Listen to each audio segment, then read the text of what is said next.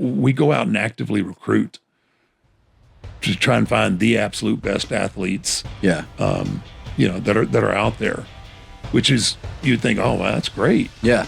But a lot of times they have absolutely zero knowledge of professional wrestling. He was the next big thing. That is what fans said about so many stars who walked through that curtain with the whole world in front of them. The Undertaker has seen it all. 30 years in the ring taught him one hard truth. Getting to the top of wrestling is easy compared to staying there. Some men get one shining moment and then vanish from the spotlight forever. Some men get years of push after push and still never become what everyone hoped they would become. Today he looks back at 10 stars who rose fast and fell faster than anyone expected. Some lost the trust of the locker room. Some lost the trust of the fans. Some lost the trust of their own bodies. Every story here is different, but every single story ends with that exact same lesson in the end. Stardom in this business is far more fragile and temporary than it ever looks from the cheap seats. Undertaker has spent decades watching performers come and go from the very front row of the action. He worked matches with almost every name on this list, and he shared locker rooms with the rest. That first-hand view gives his perspective a weight that few outside observers could ever really match. What he learned along the way is that talent alone rarely decides who lasts and who fades. The wrestlers who survive are the ones who protect their bodies, protect their relationships backstage, and find a way to keep the crowd invested, even when the story around them changes. The ones who fall usually broke one of those three things first, and the rest of their career unraveled from there. Some of these falls happened in a single bad night. Others took years to fully play out, one small setback stacking on top of another until the damage could no longer be reversed. Keep that in mind as we count down through these 10 stories together, because the order they fall in is less important than the pattern connecting every single one of them. Before we count down these 10 wild falls from grace, hit that like button and subscribe right now so you never miss a story like this one again. Number 10 is Ryback. Wrestling has always had a soft spot for the unstoppable powerhouse, a wrestler who looks like he could run through a brick wall without slowing down. In 2012, that description belonged to Ryback more than anyone else on the roster. Back in 2012, Ryback looked unstoppable. He walked to the ring with an undefeated streak that kept growing week after week, and every win added another layer to the idea that he simply could not be beaten. Fans chanted his name loud enough to shake the arena. He was thrown into high-stakes matches against a true legend in CM Punk, and the company clearly saw him as a future top star capable of carrying big pay-per-view main events. His whole act was built on raw power and pure intimidation. He was made to look like a monster nobody could put down no matter how hard they tried. For a while it worked, and the crowd bought into every second of it. Announcers spoke about him as if no one on the roster could survive a direct hit from him, and that kind of storytelling only works when the fans watching at home fully believe it too. But behind the curtain, things were falling apart in ways the fans never saw. Ryback got into public disputes with WWE management over his contract, and those disagreements did not stay quiet for long. Wrestlers backstage began to see him as a risk whenever they stepped into the ring with him. He picked up a reputation for working stiff, and that kind of reputation spreads fast in a business where every performer trusts their body to the person standing across from them. Veterans backstage began quietly warning younger talent to be careful whenever they were booked against him, and warnings like that rarely stay contained to just one locker room for very long. CM Punk himself pointed to a specific moment that summed up the entire problem for everyone watching. During a match between the two, Ryback dropped Punk back first from roughly 8 feet in the air onto the bare arena floor with no padding underneath to soften the landing. That single moment became proof to many in the locker room that his choices in the ring could not be trusted, no matter how impressive his physical gifts looked on television. By 2016, Ryback was gone from WWE completely, and the fallout was immediate. Without the backing of a major company behind him, his career lost its shine almost overnight, and the momentum he had built for years disappeared in a matter of months. Bookers who once fought to put him in featured matches simply stopped calling, and the silence that followed said more about his standing in the industry than any headline ever could. He turned to arguing with fans and critics online, instead of building new storylines, and his bookings shrank down to small independent shows far from the bright lights he once commanded. A performer who once had pay-per-view main events found himself fighting for relevance on the fringes of the business he used to dominate. It shows just how fast momentum can vanish once the trust between a wrestler, the company, and the locker room breaks down completely. Undertaker often points to Ryback as proof that physical size and a hot streak mean nothing at all if nobody around you believes they can trust you inside that ring. Think about how strange that really is. Here was a man who once looked like he could headline WrestleMania for years to come, reduced to fighting for bookings on shows that draw a fraction of the crowd he used to perform in front of. It did not happen because he lost his strength or his look. It happened because the people around him stopped feeling safe getting in the ring with him. That is a lesson every young wrestler learns eventually. Talent gets you noticed, but safety and trust are what keep the phone ringing long after the winning streak ends. Number 9 is Alberto Del Rio. Some wrestlers have to spend years convincing a crowd that their family name means something inside the ring. Del Rio arrived already carrying that weight, and the company built his entire early run around it. WWE saw something special in Del Rio from the very beginning of his run. He came from wrestling royalty, the nephew of Mil Mascaras and the son of Dos Caras, with the kind of bloodline that usually guarantees instant credibility in this industry. He was fast-tracked straight to the top, winning the Royal Rumble, capturing the Money in the Bank briefcase,